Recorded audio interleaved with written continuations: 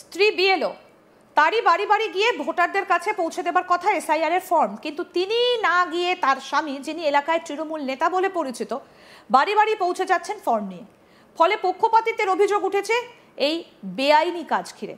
বিষয়টা জানাজানি হতেই ব্লক প্রশাসনের কাছে অভিযোগ দায়ের করেছে বিজেপি। এছাড়াও কলকাতায় মুখ্য নির্বাচন কমিশনের অফিসেও অভিযোগ দায়ের করা হয়েছে এই বিষয়ে বিজেপির তরফে। চাঞ্চল্যকর এই ঘটনাটা পশ্চিম মেদিনীপুর জেলার দাসপুর ২ নম্বর ব্লকের ১৬৯ নম্বর কেলেগোদা গ্রামের।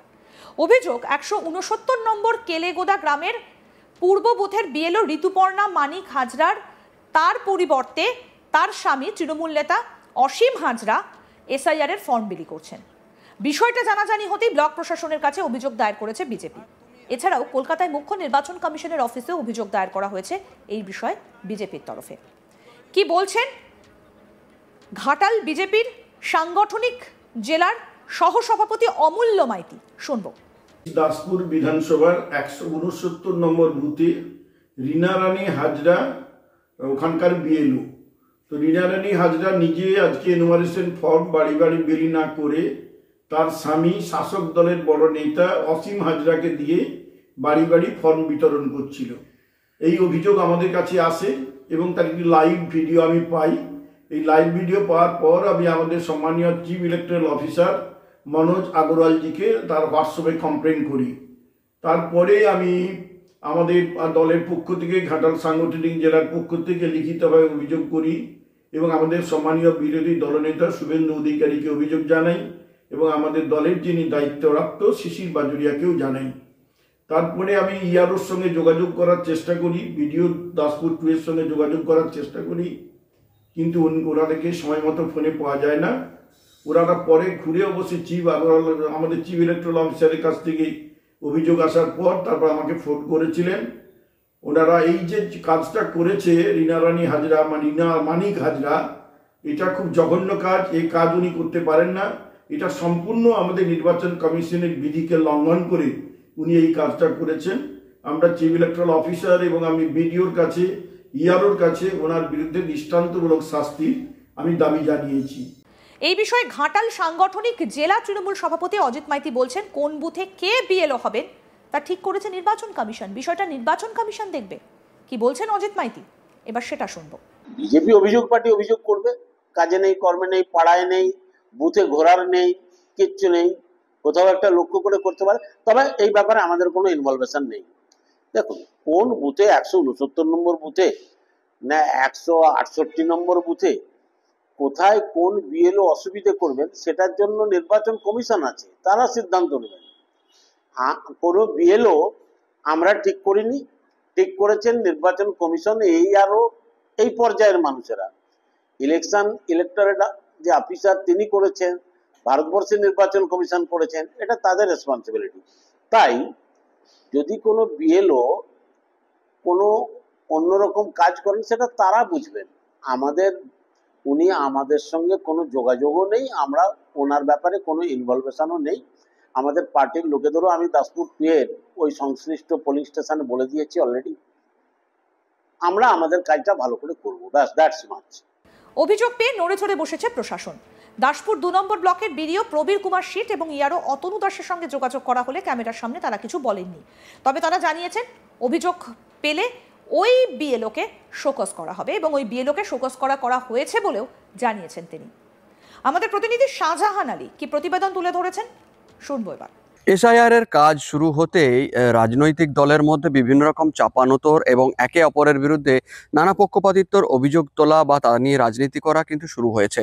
তার মাঝে পশ্চিম মেদিনীপুরের দাসপুরে নতুন একটা অভিযোগ উঠে এলো। বলা ভালো, ওই এলাকার তৃণমূলের স্থানীয় নেতৃত্ব অসীম হাজরার বিরুদ্ধে অভিযোগ তার স্ত্রী ঋতুপর্ণা হাজরা ওই এলাকার বিএলও, কিন্তু তার বিএলওর যে কাজটি তা নাকি করছেন তার তৃণমূল নেতা স্বামী অসীম হাজরা।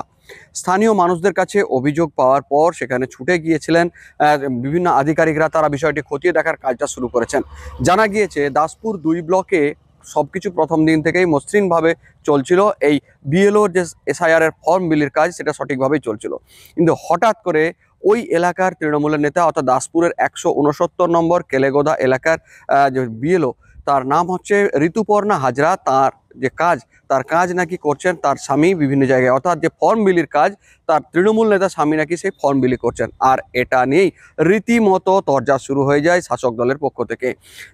ঘাটাল সাংগঠনিক জেলা বিজেপির পক্ষ থেকে নেতা অমূল্য মাইতি ইতিমধ্যে নির্বাচন কমিশনে ও জেলা প্রশাসনের আধিকারিকদের কাছে অভিযোগ জানিয়েছেন যে এইভাবে কাজ করানো যায় না, এটা পক্ষপাতিত্ব হবে। অর্থাৎ ফর্ম বিলির ক্ষেত্রে বিএলওর যে কাজ সেই বিএলও না করে তার স্বামী করছেন, অর্থাৎ তৃণমূল নেতাদের একটা প্রত্যক্ষ অঙ্গুলি হেলনে এই কাজ পরিচালিত হচ্ছে, এটা বলার চেষ্টা করেছেন। এবং তাদের দাবি এর দ্বারা পক্ষপাতিত্ব হবে, যে নিখুঁতভাবে নির্বাচন কমিশনের যে লক্ষ্য তা পূরণ হবে না এবং ফর্ম বিলি করা বা নাম ডিলিটেশনের ক্ষেত্রে বিভিন্ন পক্ষপাতিত্ব দেখা যেতে পারে। আর এই নিয়েই চাপানুতর শুরু হয়। ঘটনার খবর পেয়ে দাসপুর 2 ব্লকের বিডিও এবং নির্বাচনের সংক্রান্ত দায়িত্বে থাকা আধিকারিকরা তারা প্রয়োজনীয় পদক্ষেপ নেওয়া শুরু করেছেন এবং রীতিমতো চাপানুতর পরিস্থিতি তৈরি হয়েছে। যদিও এই বিষয়ে নির্বাচনী আধিকারিক তথা ওই এলাকায় যে সমস্ত প্রশাসনিক আধিকারিক তারা ক্যামেরার সামনে কোনো মন্তব্য করতে নারাজ, তাহলেও ওখানকার তৃণমূলের জেলা সভাপতি অজিত মাইতি জানিয়েছেন এই কাজটি সম্পূর্ণ নির্বাচন কমিশনের, এর সঙ্গে তৃণমূলের কোনো যোগ নেই।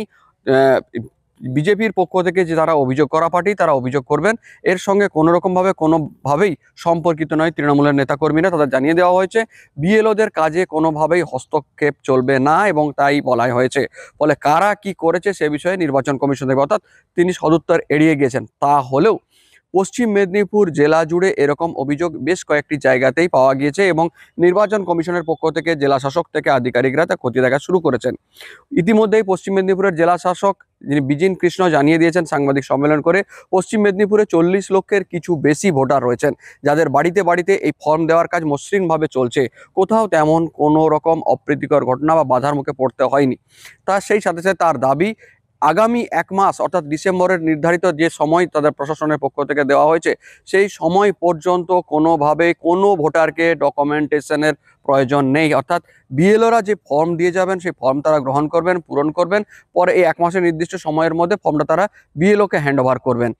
এছাড়া কোনো রকম ডকুমেন্টেশনের প্রয়োজন নেই এবং সেখানে পক্ষপাতিত্বেরও কোনো ব্যাপার থাকছে না। এবং পরিষ্কারভাবে জেলা শাসক জানিয়েছেন পশ্চিম মেদিনীপুরে এই কাজ এখনো পর্যন্ত মসৃণভাবে চলছে। যদি ডকুমেন্টেশন প্রয়োজন কখন হবে তিনি সেটাও জানিয়ে দিয়েছেন।